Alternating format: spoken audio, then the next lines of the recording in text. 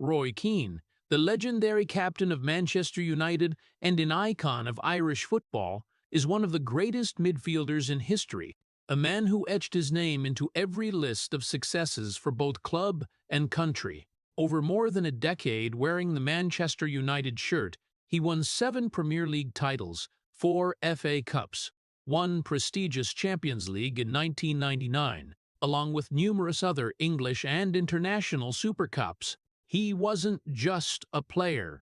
Roy was a legendary captain who steered the team through the toughest challenges, from crucial matches to tense seasons. He was named PFA Players' Player of the Year and featured multiple times in the Premier League Team of the Year, proving his superior ability and influence on the field. For the Ireland national team, Keane made 67 appearances, scoring 9 goals, becoming the heart of the squad and an inspiration for generations of young players. His ferocious tackles, exceptional game reading, and steel-like mentality made him the epitome of the iron heart every manager wants in their lineup. Keane's brilliant achievements weren't measured only by trophies, but by his strategic influence, leadership spirit, and ability to change match outcomes in his own unique way. But behind that glory was a man living in profound pain and extreme pressure. From his early days in Cork, Roy learned that weakness was the most dangerous enemy, that every failure or rejection had to be paid back with iron will. His strictness with himself and his teammates, the perfect standards he set, often left Keane standing alone in loneliness, alienated, and even clashing with those closest to him. Every tackle, every match, every decision was a psychological battle where the fear of being abandoned, defeated, or overlooked became fuel for his iron will. Roy Keane didn't fight just for wins or titles. He fought to affirm himself, to prove that strength and will could overcome any adversity, and that those silent sufferings, loneliness, pressure, failure, and sacrifice were what shaped the unforgettable man he became. Hit subscribe right now so you don't miss the journey of this figure, where we'll explore the difficult childhood and challenges that forged Roy Keane's iron spirit. Roy Keane was born and raised in a poor neighborhood of Cork, where narrow streets, grey walls, and persistent drizzle created a cold atmosphere where joy and safety were luxuries only the toughest kids could grasp. From the very beginning, the boy learned an unspoken rule of the neighborhood. Weakness was not allowed to exist. A taunt, an unexpected shove, or a small mistake could turn a child into a target for those around him. Without protection from family, though his parents worked hard to make ends meet, affection and shielding were almost absent. The boy had to learn to stand up after every fall, shield his heart from hurt, and protect himself from any danger. Every afternoon on clay pitches or in damp alleys was a battle. Not just play, but lessons in survival, where he had to prove he was strong enough not to be discarded, tough enough not to be overwhelmed, and smart enough to avoid the invisible traps of the world around him. Roy quickly realized that emotions equaled weakness, that any sign of fear, pain, or disappointment could be exploited by other kids. That's why he learned to suppress everything. No crying, no whining, no complaining. Every feeling kept locked inside. Every street football match, every clash with friends, every argument with siblings became harsh lessons in strength, in always staying proactive and ready to endure. The hard collisions, the fierce challenges, the times he was shoved out of the circle, all were remembered not as normal games, but as life or death lessons. At that age, Roy began to understand that only the tough survived, and only those brave enough to accept pain had a chance to move forward. The living environment grew harsher for Roy. Dark streets, cramped houses, and people around him who never gave him an inch.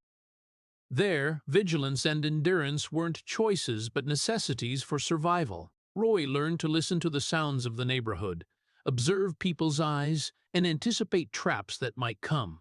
A weak child couldn't last long in such a place, and the boy quickly learned to turn softness into quiet strength and invisible armor, shielding his heart. but also leaving him feeling lonely, cold, and distant from everyone. In the family, the absence of protection and love became a void he had to fill with discipline and will. His busy parents showed little concern for emotions, and advice often came harsh, sometimes punitive. Every small failure in the family's eyes, every reminder to be tougher, taught Roy that weakness led to failure, that he had to grow up on his own, endure on his own, and learn to fight on his own. The boy gradually formed a core life principle: all emotions are weakness, and to survive, he had to be tougher than anyone around him. Joy, happiness, or peaceful moments were rare. Instead came pressure, challenges, and survival lessons he couldn't avoid. Those cold, lonely memories forged Roy Keane into a different person, a force of will from a very young age. He learned to stand firm when pushed down, to fight when challenged, and to keep an iron spirit even in the darkest circumstances. Every football match, every street clash, every taunt from friends or peers contributed to forging an iron will, a mental strength that would later make him a legendary captain. A football icon not just for talent, but for endurance, fighting ability, and determination to survive every adversity. And though that strength became a burden only Roy could carry, it also shaped the man he became, a man who didn't just survive, but was ready to fight every challenge, no matter the pain or loss. And that very pain, from childhood, created the silent but profound tragedy throughout Roy Keane's life. Right after those challenging childhood years, Roy Keane entered a phase where the outside world was no less harsh than the damp alleys of Cork. Here, every opportunity had to be fought for, every challenge unforgiving. And the boy, now growing into a young man, soon realized that no one would hand him a chance just because he deserved it. Everything had to be seized himself. From trials at local clubs to small matches on sandy pitches, Roy was constantly underrated, cut from main lineups, and overlooked despite skills far superior to most peers. Every failure wasn't just a blow to confidence, but a harsh reminder that the world wouldn't wait for the weak, and only the tough could advance. The contemptuous looks, cold rejections, and missed chances became smoldering fire in his heart, a quiet but persistent anger constantly reminding him, never be ignored again, never let anyone overlook you again. The repeated rejections didn't just make Roy hate helplessness, they planted an unbreakable determination in him. Every time his name was skipped, every time he saw another teammate favored or praised, he realized talent alone wasn't enough. To survive and win, he had to turn pain, hurt, and abandonment into fuel for will. From those days, he was no longer a boy playing ball for fun, but a young man strict with himself, pushing beyond limits, ready to endure pain, collisions, and failure, but never allowing himself to be overlooked or underestimated again. Every rejection taught him to turn failure into a fighting lesson, to turn refusal into motivation, to train harder, run faster, tackle stronger, so no one could ignore his presence a second time. And then, from those consecutive trials, a quiet obsession began forming in Roy. An obsession with control, with perfect standards, with never allowing himself to step back. Not rebellion or senseless violence, but a deep belief that if he didn't push himself hard enough, strong enough, determined enough, everything would collapse around him, and he'd have no place on the pitch or in life. Obsession wasn't about fame or money.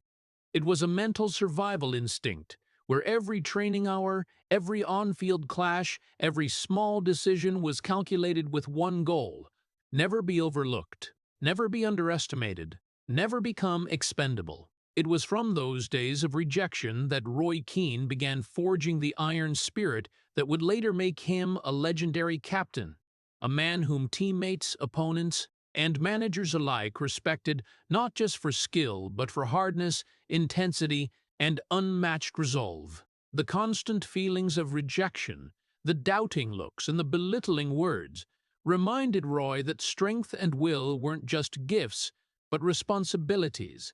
burdens he had to carry on his shoulders for life. Every run, every challenge, every match from then on became a fight not just for victory, but for affirmation that he deserved to exist, deserved recognition, and deserved to lead.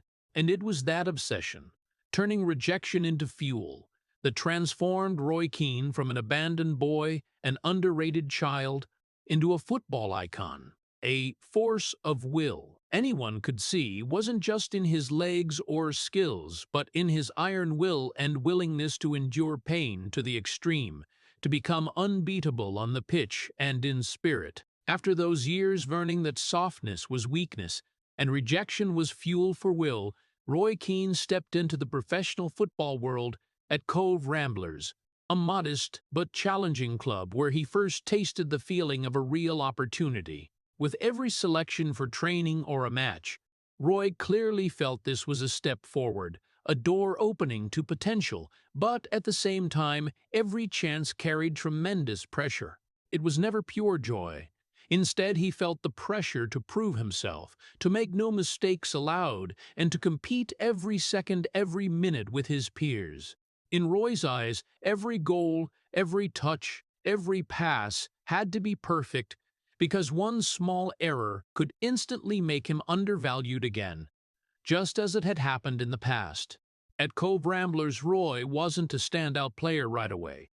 He had to create his difference through iron spirit and ruthless determination. Every match was a race against himself and against teammates, some of whom sometimes got praised or scored higher points, making him feel he was always behind, always having to compare himself to others. That comparison wasn't just a measure of skill, but a test of will. It reminded Roy that to survive in this football world, he had to push past every limit, had to be tougher and more patient than anyone.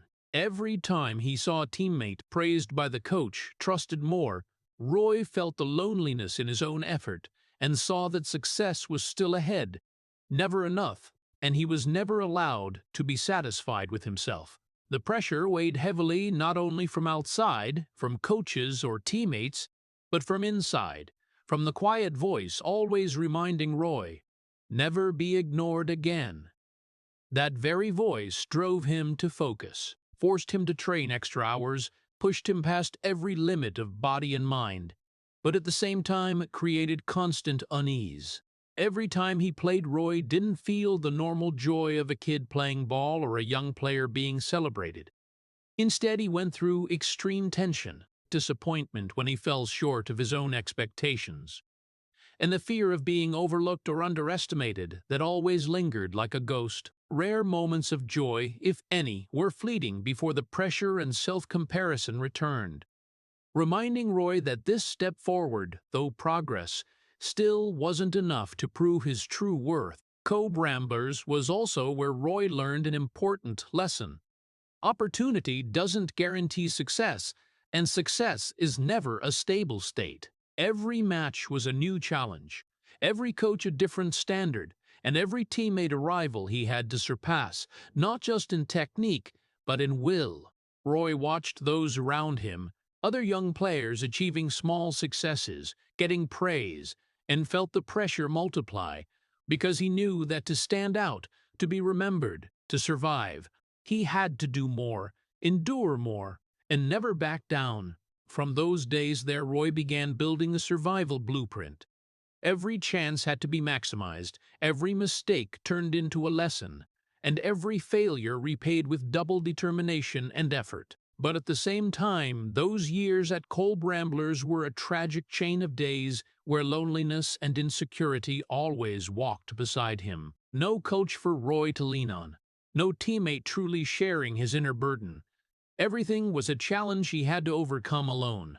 The loneliness, the harshness, and the feeling of never being enough gradually formed a quiet obsession, turning Roy Keane from an ordinary young man into a force of will. A man who from then on would never accept being underestimated or overlooked again. The first obsession took root, not ambition for fame, but a survival will, a fighting will and determination to become one of the players who could never be forgotten. It was precisely in the tragedy, in the pressure, in every seemingly small failure that Roy Keane forged the mental strength that would follow him his whole life, turning every pain into motivation and every rejection into fuel to move forward.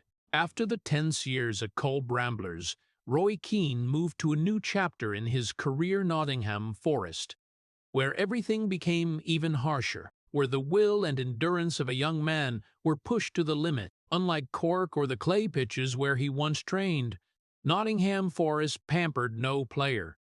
And Roy soon realized that here love or protection would never be given for free. Everything had to be earned through suffering, through effort, through relentless persistence. No one praised him when he did well.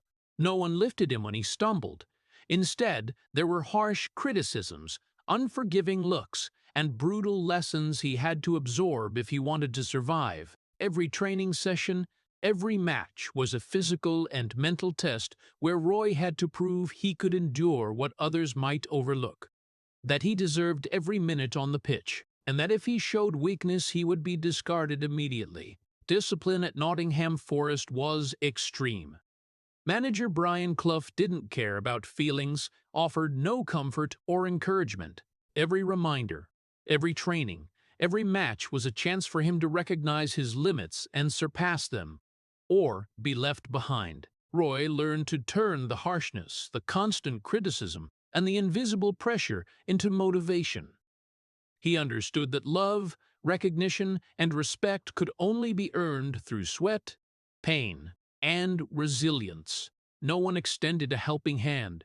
Every effort, every achievement had to be seized by himself. And it was precisely that extreme pressure, combined with the cold environment, that transformed Roy from a timid young player into a man with iron will, with an unyielding spirit that would follow him throughout his career. During those months, Roy often compared himself to teammates, to other players who got praised or trusted more. But every comparison, every disappointment, every criticism he turned into fuel to train, to charge onto the pitch with higher intensity, and to push himself to a level where even the harshest had to acknowledge him. Joy or satisfaction came rarely and vanished quickly, giving way to new pressure, new challenges. Roy learned to keep his heart hardened, to avoid hurt, but at the same time learned to turn hurt into part of his strength. Learned that love equals earned through suffering, that only by going through pain and pressure do you truly deserve others' respect and affection. Every ball drill, every high-intensity match felt like a test. Could Roy endure to the end? Could he stand firm against mockery and doubt? Could he keep his will unbroken? The months at Nottingham Forest didn't just sharpen skills, they forged spirit. They turned Roy into a player not only physically strong, but mentally unbreakable, an icon of discipline and absolute commitment. Every tackle, every interception, every quick decision on the pitch proved a young man who had learned that in football, as in life, love, recognition, and success are never given for free. They must be earned through effort, through suffering, and through iron will. And from that very pain, loneliness, and extreme pressure, Roy Keane formed a trait that would later become his trademark: never back down, never compromise with himself or anyone, and always ready to pay the price for the standards he set. Nottingham Forest wasn't just where he learned to fight opponents. It was where Roy learned to fight himself, where every day, every hour, pain and pressure turned into the fire that lit his determination, transforming Roy from an unrecognized young player into an unstoppable warrior, a true force of will, who would go on to write history at Manchester United and in world football. When Roy Keane stepped into Manchester United, he stepped into a dream that any boy growing up on the streets of Cork had once wished for. But for Roy, that dream was never truly safe. Every time he put on the legendary shirt, stepped onto the Carrington training pitch, he clearly felt his presence wasn't just an opportunity, but an enormous responsibility. This was the place where every mistake was scrutinized, every weakness exposed, and every success came with sky-high expectations that only those willing to sacrifice everything could meet. The dream of playing for Manchester United, the club that had produced countless legends, where glory and pressure went hand in hand, was never pure joy for Roy. It was a constant challenge, where any moment of hesitation or lapse could cost him everything he had achieved. From the very first days, Roy felt he couldn't breathe easy, couldn't relax even for a second. Every run, every challenge, every pass had to be precise to perfection. There was no time to celebrate a goal or a small victory, because the eyes of the manager, teammates, and media were always watching closely, reminding him that weakness would be punished immediately. The obsession to prove himself never left Roy's side. It followed him to every training session, on the pitch, in the locker room, and in matches where respect wasn't given, it had to be fought for. No praise could ever quench the thirst to prove. And Roy learned that even in success he still wasn't enough. He had to always do more, be stronger, and never be allowed to feel satisfied. Every day at Manchester United, Roy was caught between two extremes: admiration from the fans and relentless pressure from teammates, the manager, and himself. For him, success wasn't an endpoint, but a continuous battle against complacency, stagnation, and lack of toughness. In big matches, Roy always stood under immense pressure, not just to hold his position, orchestrate the team, and make tactical decisions, but also to lead the entire squad's spirit, ensuring every teammate followed the standards he set. His harshness wasn't for fame. It was because he knew one moment of lost focus could destroy an entire match, an entire season, and possibly bury the career he had painstakingly built from Cork to Nottingham Forest. For Roy, the obsession to prove himself wasn't just personal responsibility. It was a deep belief that he had to be worthy of Manchester United, worthy of the captain's armband, and worthy of opportunities many players could only dream of. Every fierce interception, every uncompromising tackle, every stern reminder to teammates was an affirmation of the fighting spirit he learned from Cork and Nottingham Forest. Weakness isn't allowed to exist, only toughness survives. The dream had become a reality, but it always came with a persistent fear, the fear of losing it, the fear of being forgotten, the fear that one careless moment would make the whole world turn its back. In Roy's heart, there was no pause, no comfort, only continuous tension, matches like brutal tests, and a persistent feeling that everything had to be proven, everything had to be earned through iron will, through pain, and through non-stop persistence. It was precisely from that fear of losing the dream that Roy Keane became a unique phenomenon, not just an outstanding player, but a force of will on the pitch. A man who made teammates both respect and fear him. An icon of toughness, persistence, and never backing down. Every challenge, every tackle, every long pass was executed at maximum intensity, because Roy understood that weakness wouldn't be forgiven, and success was never enough to soothe the inner fear. The Manchester United dream had become reality, but it was also a burden, a dream paid for with pain, loneliness, and a persistent obsession that he had to keep proving he deserved to be here, deserved what he had, and could never afford to fail. When Roy Keane was officially appointed captain of Manchester United under Sir Alex Ferguson, he stepped into a role any player would dream of. But for Roy, it wasn't glory. It was an enormous responsibility, a constant challenge, and a burden that would follow him for the rest of his career. From the first days wearing the armband, Roy understood that leadership wasn't a glamorous game. It was absolute control, setting the highest standards for himself and teammates, forcing everyone to follow the rules he believed would bring victory. No one could lighten this role, and Roy never compromised. One wrong touch, one imprecise decision, or one lack of focus from a teammate was enough for him to react sharply, sometimes making them fear him more than love him. The pressure wasn't just about keeping Manchester United at the top. It was also about maintaining iron discipline, keeping the team's spirit solid, and ensuring every person fulfilled their duty completely, no matter the difficulty or danger. as Captain Roy Keane turned himself into an unshakable standard, a model of absolute toughness, where emotion and compromise were pushed aside for discipline, focus, and fighting spirit. Teammates quickly realized that under his leadership there was no room for slack. They feared his sharp criticisms, unforgiving looks, and powerful decisions. This fear, while earning Roy respect, also created distance between him and everyone around. Team meetings, intense training sessions, or big matches became environments where he had to maintain authority at all costs. And from there, Roy began isolating himself, turning leadership into a solitary journey only he could endure. Under the gaze of Sir Alex Ferguson, a famously strict but fair manager, Roy learned that leadership wasn't just talent or skill, but mastering psychology, controlling emotions, and exerting absolute influence over teammates.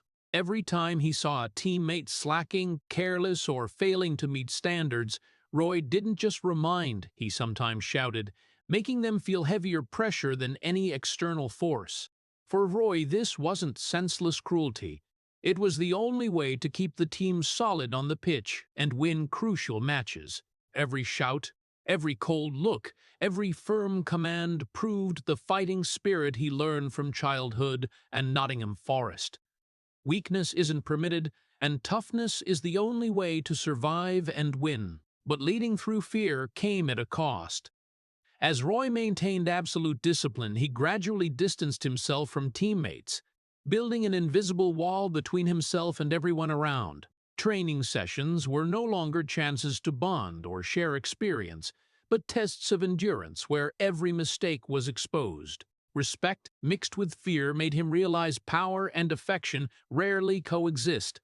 The more pressure he applied, the more alone he became, the less connected to those he led. Roy realized he had to live in constant control, constant vigilance, never allowing himself to relax or let personal emotions interfere with leadership decisions.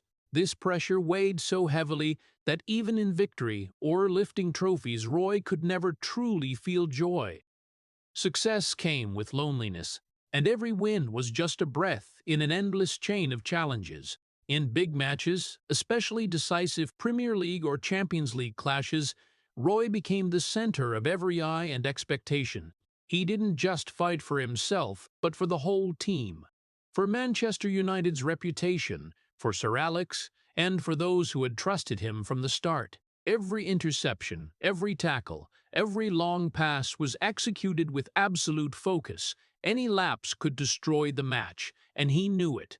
Roy's strength and iron will became the shield, the guarantee the team would never slack or weaken. But that shield also isolated him, turning Roy into the loneliest man amid the glory and solitude, between absolute power and distance from everyone around. Roy Keane, Manchester United's captain, embodied a paradox: respected, feared, seen as an icon of discipline and fighting spirit, yet at the same time lonely, distant, and bearing heavy pressure only he could carry. Absolute, uncompromising leadership and the obsession to prove himself turned Roy into a force of will, a man whose every action was forged from pain, loneliness, and iron will. An icon not just on the pitch, but in the hearts of those who understand greatness never comes easily, and sometimes to become a legend, you must accept loneliness, fear, and suffering as inseparable parts of life. Stepping into the Champions League semi-final in 1999, Roy Keane didn't just walk onto the pitch as a player, but as a warrior forged through every pain, every rejection, and every pressure life had thrown at him. From the first minutes, his eyes held not only determination, but also a silent tragedy, because he knew that even giving everything, even leading teammates with iron spirit, luck could still turn its back. That match wasn't a game. It was a test of fate where every interception, every challenge, every pass was made with all his strength and heart, yet at the same time carried the fear of suspension, the fear that this very sacrifice would keep him out of the final his career had longed for. Roy Keane played as a man who had given up personal gain, as if every run, every tackle was a final gift to the team, to his teammates, and to Manchester United's spirit, even though he knew he himself wouldn't enjoy the ultimate glory. Every hard collision, every non-stop run proved his iron will and uncompromising fighting spirit. Teammates around him, though ignited by his leadership, couldn't fully understand the pain in Keane's heart, the pain of a man who had given everything and knew in advance he would be banned from the most important match, the final, where his Champions League dream was almost decided. But he couldn't witness it directly. Every time Roy carried the ball, controlled the tempo, he clearly felt his every decision didn't just affect the semi-final result, but gave his teammates a chance to shine, to bring Manchester United into the final on solid ground. And despite the immense pressure, despite the silent pain rising higher, Roy never complained once. He knew conscious sacrifice, giving up the chance to play in the final, was the only way for the team to have a shot at victory, the only way to protect everything he had built since joining Manchester United. In his eyes, and every run, all the childhood pain, all the pressure from Nottingham Forest, all the tragedy from early failures converged, turning Roy into the center of force, but also the loneliest man on the pitch. When the referee blew the final whistle on the semi-final, Manchester United advanced to the final with victory, and the whole team celebrated like heroes. But Roy Keane stood on the sideline, feeling both happiness and pain surging. He understood this win owed part to his effort, but the sacrifice itself meant he couldn't directly enjoy that joy. The pain in Roy's heart wasn't just sadness over suspension, but also the feeling of isolation, that all the achievements he had poured his mind and body into were now only witnessed from afar, through teammates' eyes and the crowd's elation. This was the emotional peak where the tragedy of sacrifice met glory Roy couldn't join, where strength and iron will had to be paid for with delayed joy, absolute loneliness, and silent pain that couldn't be shared. Throughout the post-match celebrations, Roy Keane stood silently on the sideline, watching teammates lift the trophy he deserved to stand in the middle of. Happiness mixed with regret and anger at fate, but he never complained. Instead, in Roy's eyes, was quiet determination that in future matches, in coming seasons, he wouldn't let anyone or any pain stop him. This sacrifice, though tragic and lonely, created a great Roy Keane, a man not just physically tough, but steel in spirit, ready to accept personal pain to protect the team and what he believed in. That night, as the stadium lights gradually dimmed and the cheers still echoed in the air, Roy stood quietly looking at the fruit of his own efforts, tasting the pain of a warrior who had given everything without directly receiving the reward. It was a moment that condensed his entire career, the power of will, the tragedy of sacrifice, and wordless loneliness all blended into the image of Roy Keane, captain, warrior, and symbol of iron spirit that no moment of glory could overshadow. It was this pain, this sacrifice in the shadows, that forged the man the world would later respect. Roy Keane, who from his early days in Cork to the Champions League semi-final in 1999 turned pain and pressure into unbeatable strength. After the Champions League semi-final in 1999, when Roy Keane stood on the sideline watching his teammates lift the trophy he couldn't join them for, he entered a phase many would call the peak of his career, titles piling up, continuous glory and dazzling success. Manchester United kept dominating the Premier League, winning the FA Cup, League Cup, and various domestic Super Cups, while he, the Iron Captain, remained at the center of every match, dictating tempo, commanding teammates, and forcing everyone to meet his strict standards. But for Roy, those victories, no matter how brilliant and praised by the whole world, never brought true satisfaction. Every time he lifted a trophy, his heart still felt empty because the obsession with perfection and the fear of mistakes never let go. Winning couldn't erase the years of rejection, the matches he had to fight through immense pressure, or the moments of sacrifice without full joy. In the locker room, while teammates celebrated, Roy often stood quietly, observing and analyzing every detail of the match, every touch of his own and his teammates, searching for even the smallest error despite the team's victory. That strictness and absolute focus made him intimidating yet lonely. Teammates respected but feared him. The manager understood but couldn't intervene in the pressure he placed on himself. Every goal, every win, every new title didn't ease the emptiness inside him. Instead, they reminded Roy that success was never enough, that there was always something imperfect, always a mistake he hadn't fixed, and always a higher standard he had to reach. Roy began to realize that internal emptiness was something no title or award could ever fill. No matter how many Premier League trophies stacked up, how many consecutive FA Cups, or how many big matches were won, his heart never found peace. That emptiness sometimes appeared when he stood on the pitch watching teammates celebrate, when stadium lights shone on his face and thousands of fans cheered. All success faded before the feeling that he was always missing something, true recognition, real satisfaction, and sometimes just the feeling of being loved as an ordinary person rather than a symbol of strength and discipline. In training sessions and matches, Roy maintained extreme training intensity, pushing himself beyond every physical and mental limit.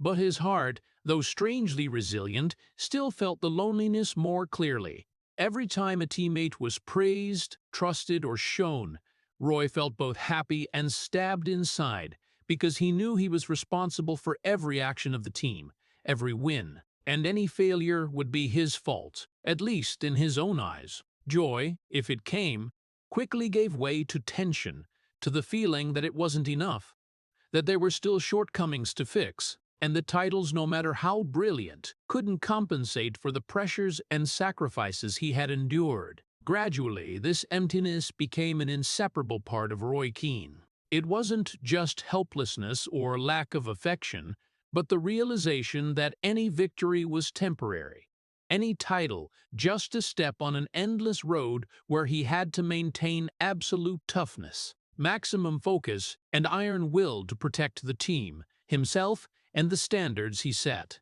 This strictness meant Roy could never truly enjoy glory. Every moment of victory mixed with sharp pain, fear, and awareness that if he relaxed, if he showed weakness, everything could collapse instantly. Continuous success for Roy wasn't a reward, but part of non-stop pressure. It reminded him that every title, every glory, had to be defended with mental strength and endless sacrifice, and any moment of lost vigilance could make all effort vanish. It was precisely this emptiness, internal emptiness, that fueled Roy Keane to never stop, never accept slack, and never stop fighting, no matter how many titles piled up and how much the world admired him.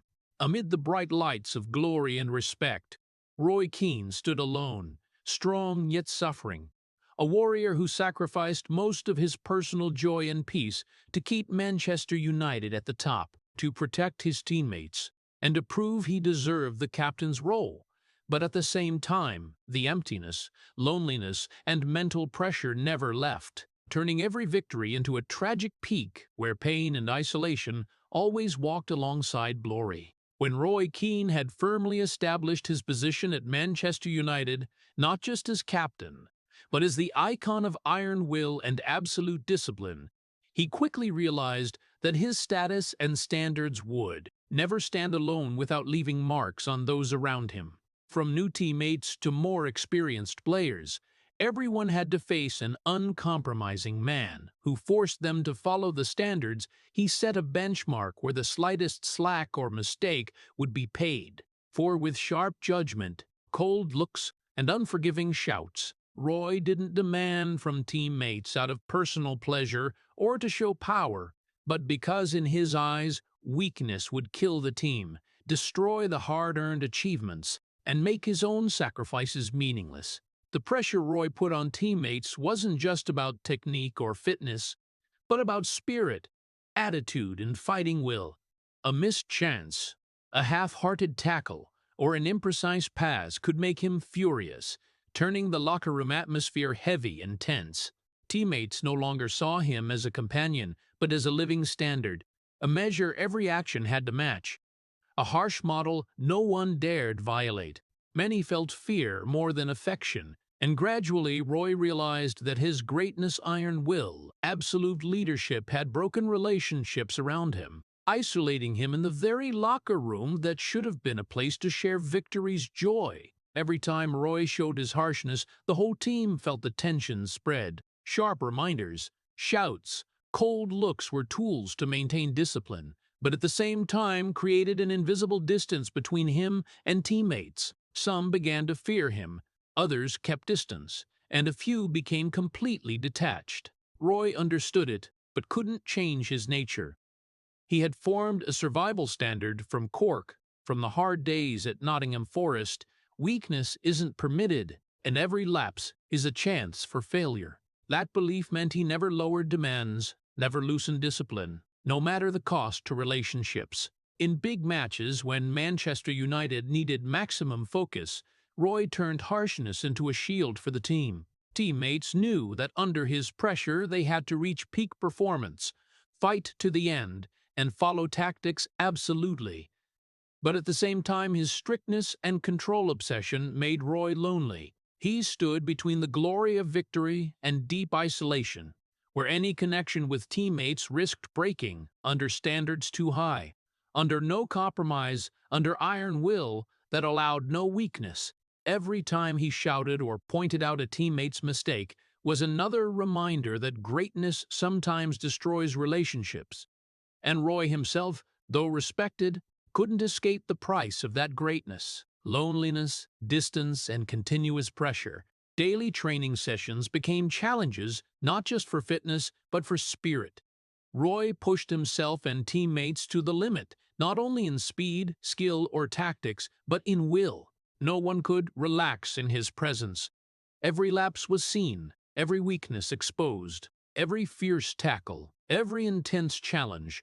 Every sharp reminder proved the iron spirit he carried from Cork and Nottingham Forest, but also the reason those around him sometimes pulled away, didn't dare approach, or even formed emotional barriers.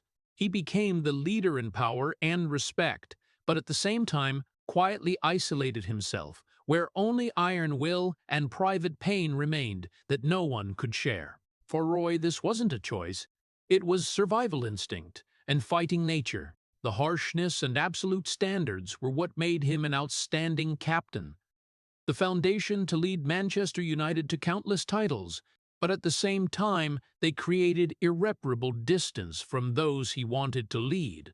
Every touch, every win, every title achieved came with deep loneliness, pain only he felt, and awareness that greatness sometimes destroys the most important connections, turning normal relationships into barriers he had to face alone. Roy Keane, Manchester United's captain, embodied a paradox: great because of absolute standards, respected for toughness, but that very greatness broke relationships around him, leaving him lonely amid glory and victory, between power and silent pain, between respect and fear.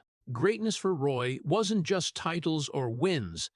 It was loneliness, silent sacrifice, a burden only iron will could carry. And that very burden shaped the Roy Keane the world would always remember. In his pressure-filled and sacrificial career, Roy Keane once knew that absolute strength and discipline always came with loneliness. But he never imagined that his own anger could cross the boundaries of football and turn into something dangerous and hard to control. On a major day in his Premier League career, on the Etihad pitch, Roy met Inge Haaland, a player who in his eyes was not just an opponent but the embodiment of all the conflicts, frustrations, and disappointments that had built up over many years. That moment, which on the surface looked like just one situation in the match, was for Roy the explosion point of all the silent emotions he had carried from Cork, from Nottingham Forest, and through all the tense years at Manchester United. It was no longer a simple tackle or a defensive situation. Roy went in with all the anger he had suppressed for so many years. Every run, every tackle carried the silent rage, the accumulated frustration from being rejected, being controlled, being held to the harsh standards he was forced to follow. It was the resonance of all his personal failures, all the moments when teammates or opponents got past him, and all the times the feeling of being overlooked had cut deep into his mind. The tackle was not simply a sporting action, but the accumulation of all the anger and pain Roy had gone through, turning him from a steel captain into a man who was both powerful and dangerous. When the tackle hit Haaland, the whole stadium seemed to fall silent. Roy knew he had crossed the line, gone beyond the limit that any player must respect. He looked at Haaland lying there, feeling in his heart both satisfaction and emptiness, realizing he had let emotion control his reason, that the built-up anger had turned his action into something irreversible. There was no apology, no chance to erase it, only the image of Roy Keane, the strong, strict, and tough man, but now also someone who could break moral principles, making his image both terrifying and tragic.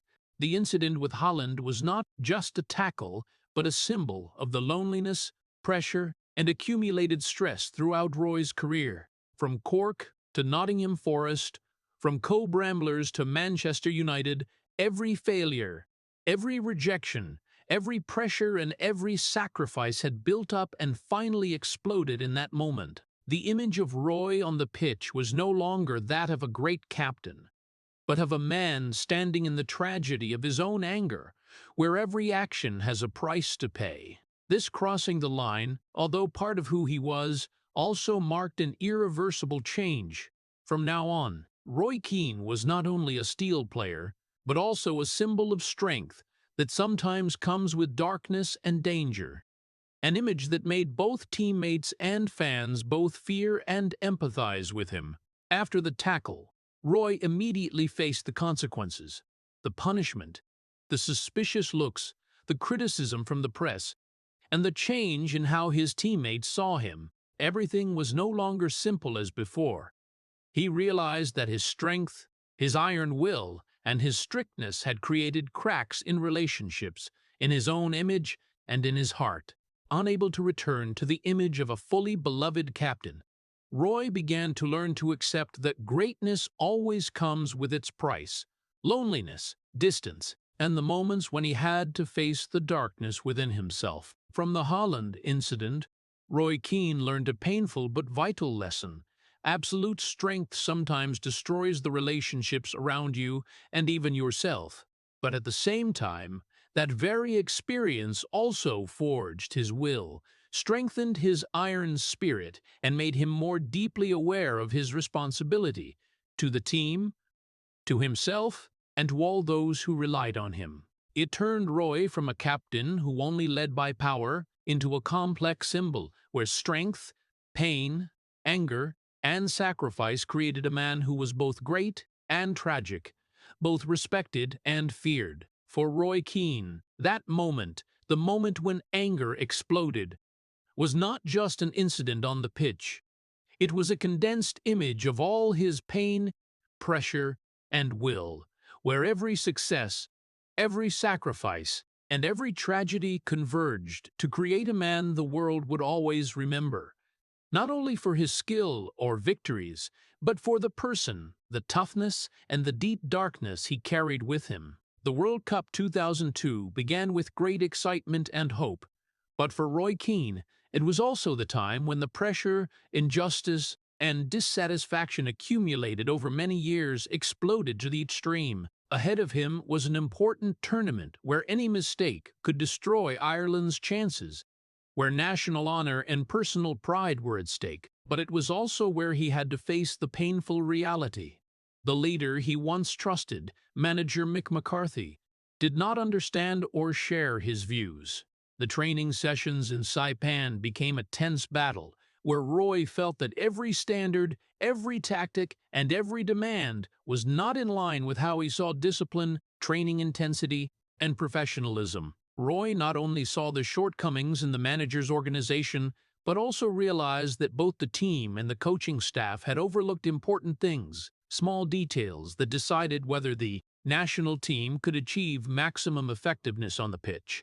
Every reminder, every suggestion, and every warning from Roy seemed to be ignored, leaving him both angry and helpless. The accumulated anger was no longer a personal emotion, but became the expression of the highest sense of responsibility, of a man who, from Cork to Nottingham Forest, from cold Ramblers to Manchester United, had learned that any carelessness could destroy the outcome. After many days of arguments, conflicts, and feeling he was no longer being listened to, Roy Keane made a decision no one expected. He left the national team himself right before the tournament, leaving his teammates and the whole country facing a great challenge. This decision did not come from cowardice, but from principle and a deep awareness of his own values. He could not participate if he had to accept the lack of discipline, the indifference, and the mistakes that, in his view, would drag the whole team down. For Roy, this was the final action of a man who always set standards higher than everyone else. But at the same time, it was also the moment of absolute loss, where he gave up everything: his international career, the support from teammates, and even the affection of the fans, for the principles he believed were right. The nation, the media, and public opinion quickly turned against him. Roy Keane's image was dissected, criticized, and called selfish and disloyal. All his fame and personal achievements seemed to lose value in the face of public judgment. But in Roy's heart, the pain did not only come from others' words, but from the feeling of complete isolation, from the fact that the people he once trusted most did not understand or stand by him. In this moment, every previous victory, every title, every resilient effort, and every sacrifice seemed meaningless if he had to abandon the vital principles of his life to be accepted. This was the emotional peak, the tragic climax of emotion, losing everything because of what he believed in, because of his own principles and will. From Saipan to the training sessions before the tournament, Roy clearly felt the distance between himself and his teammates, between him and the manager, between the individual and the nation. Every decision, every word, every action was scrutinized, but Roy stood firm, uncompromising, because in his eyes, accepting weakness or overlooking principles was the real failure. When he left the team, he did not look back. That step carried deep loneliness, but at the same time, determination. A message that a man's iron spirit, will, and principles sometimes matter more than glory or recognition from the crowd.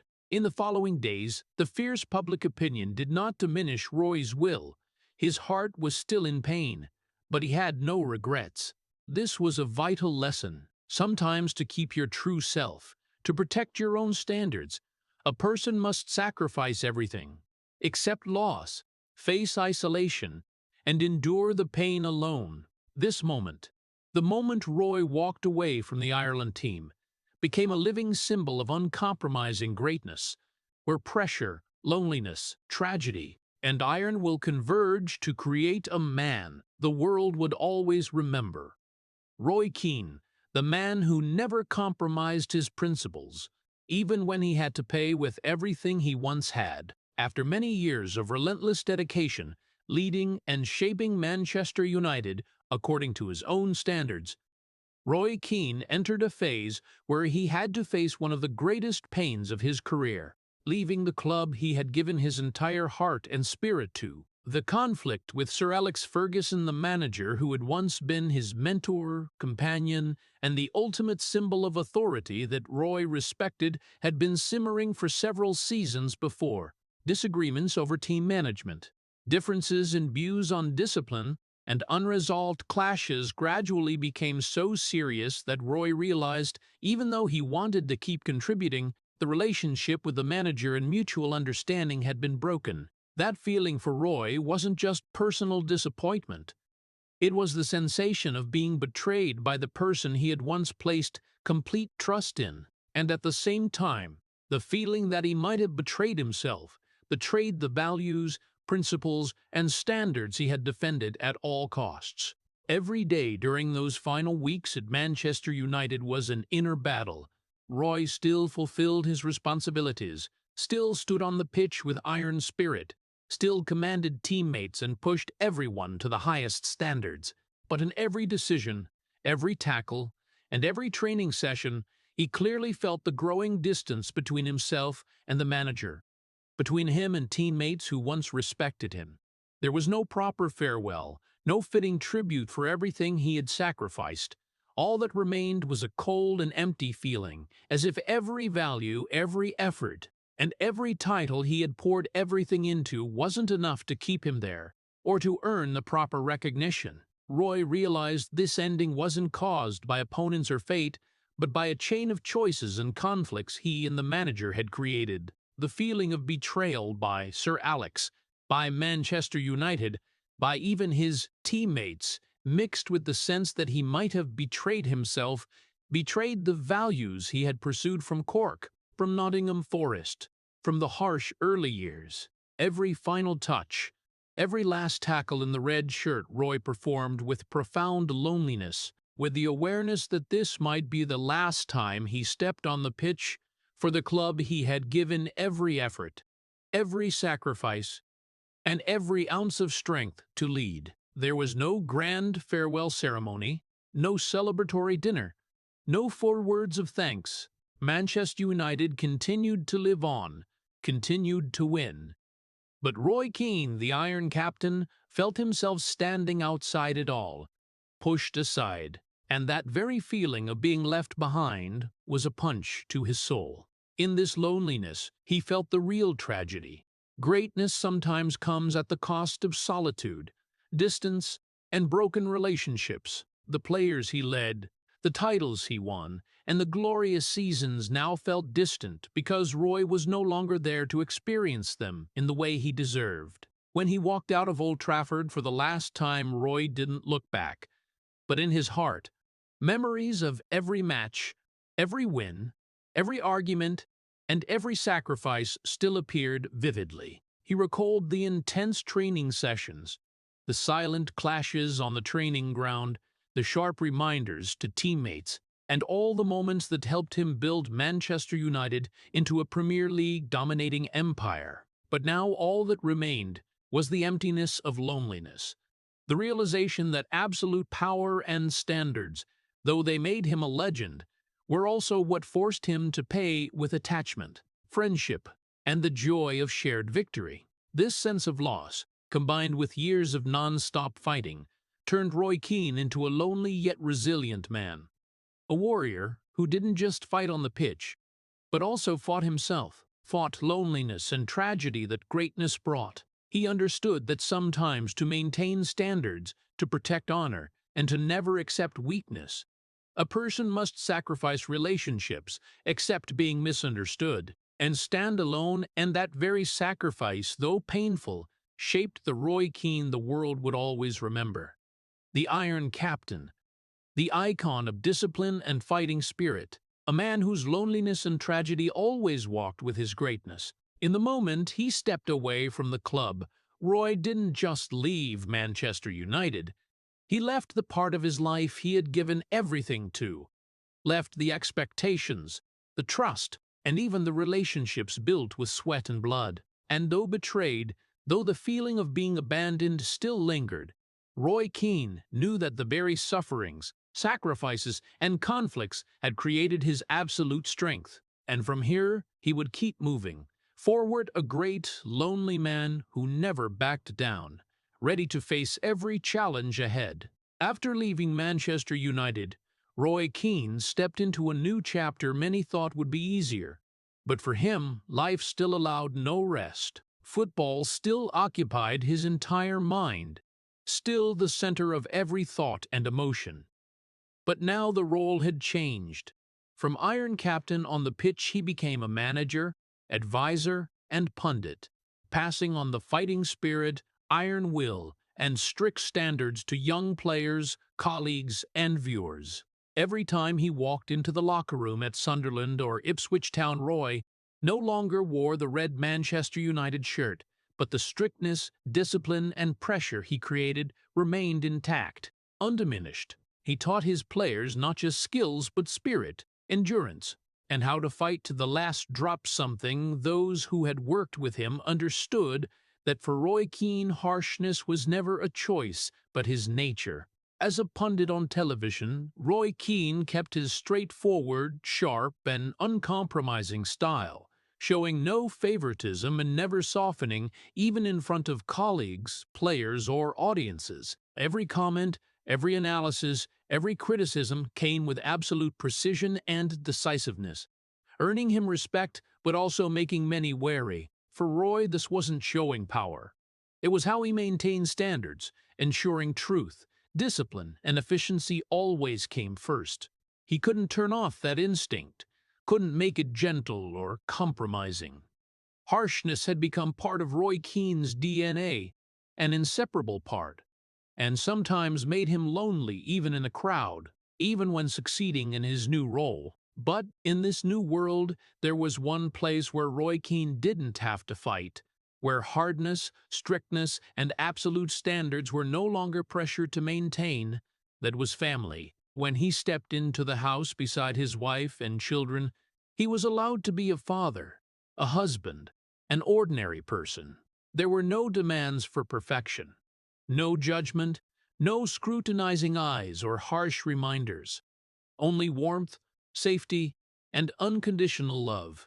Every time he read stories to his kids, built Lego castles, or took them to the park, Roy felt a simple happiness that all his football life couldn't provide.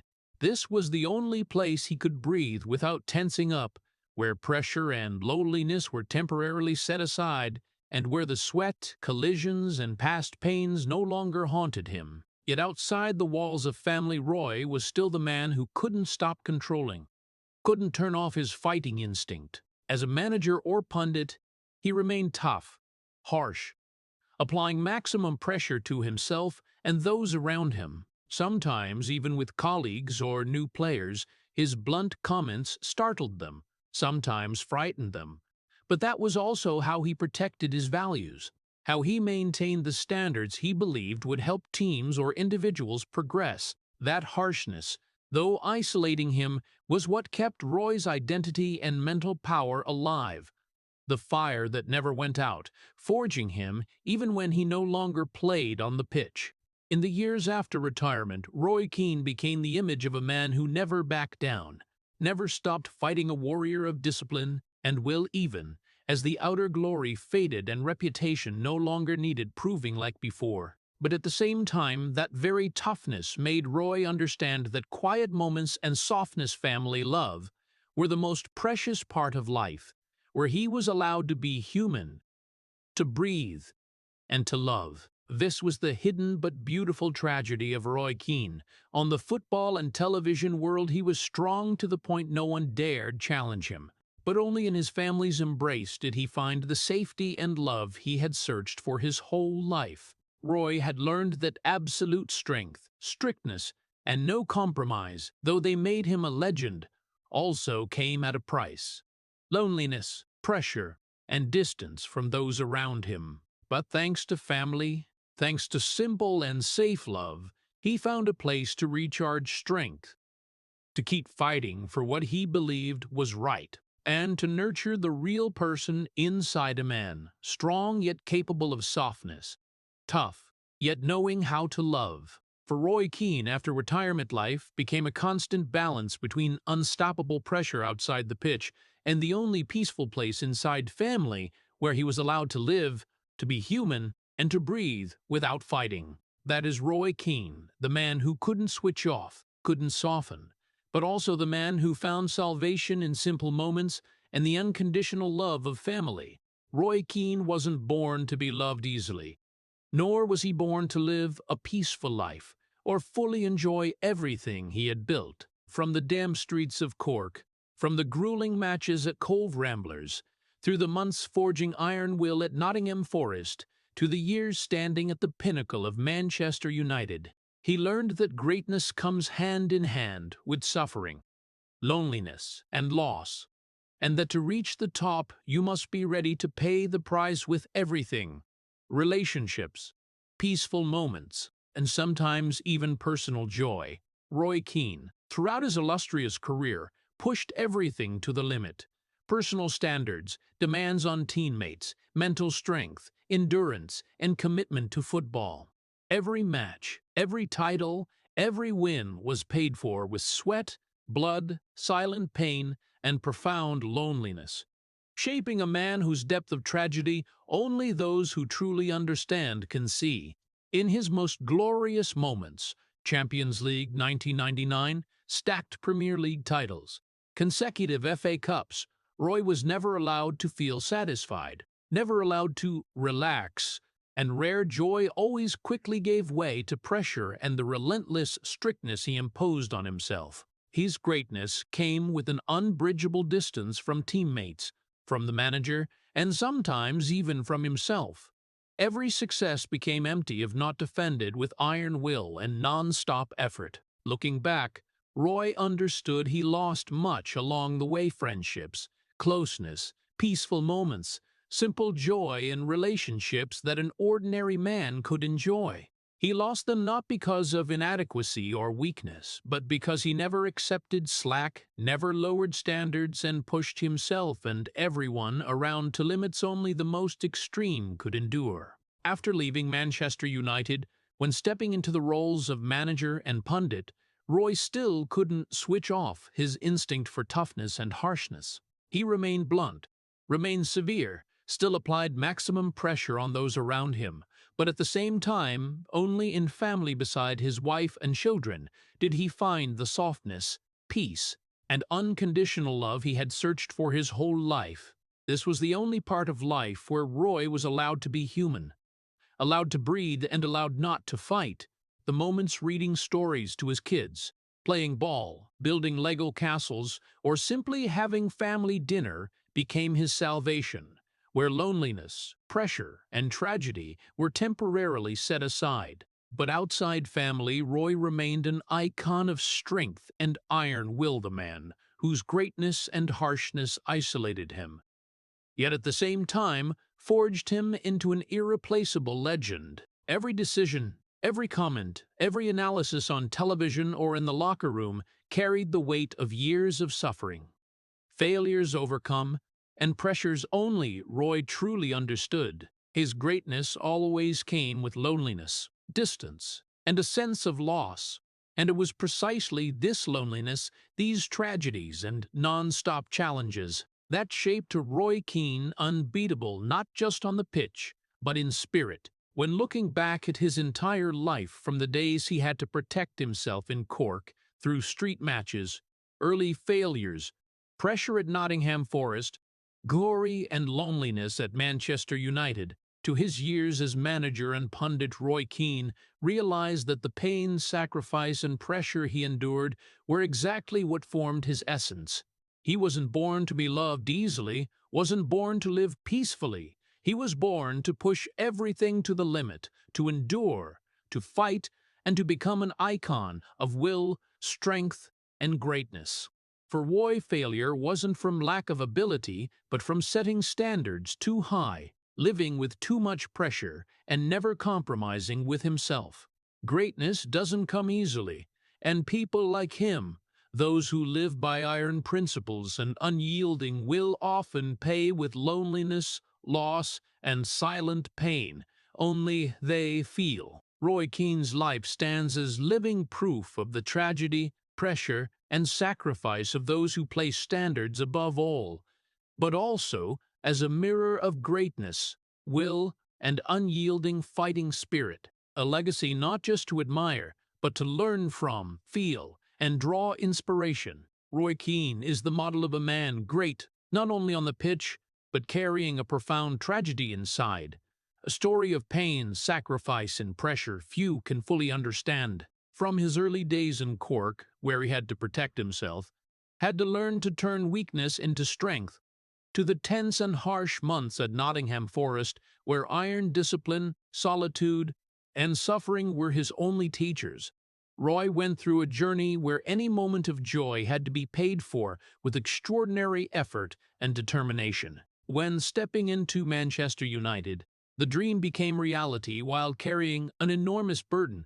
He had to prove his worth continuously, lead the team by extreme standards, and endure deep loneliness in the locker room, making teammates respect yet fear him. Moments of sacrifice like the Champions League semi-final in 1999 when he played with everything knowing he'd missed the final, or the clash with Alf Inge Haaland, where accumulated anger led to crossing the line proved his iron will while highlighting the deep inner tragedy of Roy. The most heartbreaking thing is that despite stacked success Premier League, FA Cup, Champions League, he still lived with inner emptiness, unable to feel satisfied, unable to relax, and constantly facing conflicts, from Sir Alex Ferguson to the nation at World Cup 2002. But it was precisely that sacrifice, that uncompromising harshness and steadfast will, that turned Roy Keane into an icon of greatness. A man strong not only physically, but resilient in spirit, an iron captain, and a father who cherished family as the only place he found peace. The real-life lesson for Americans is that in life, success isn't free. To achieve goals, sometimes we must go through suffering, pressure, and failure. But what matters isn't sacrificing everything to win, but finding balance between ambition, personal standards, and relationships, finding a place to recharge strength and nurture human values. Like Roy Keane found peace in family, where he learned to live, love, and inspire the next generation. Please hit subscribe to keep following the extraordinary yet tragic journey of Roy Keane, where every victory comes with pain and sacrifice. Thank you for watching. Hit like and come back for the next video to explore more decisive moments and valuable lessons from this pressure-filled yet inspiring life.